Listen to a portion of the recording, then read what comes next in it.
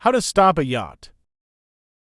To stop a yacht from moving forward, the throttles must move from forward to neutral first.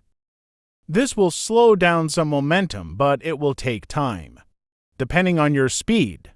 You want to judge how long to stay in neutral before you put the engines into reverse.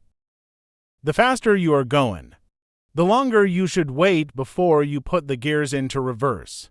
If you are at high speeds and go straight from forward to neutral to reverse, in less than a few seconds you are at risk of engine failure.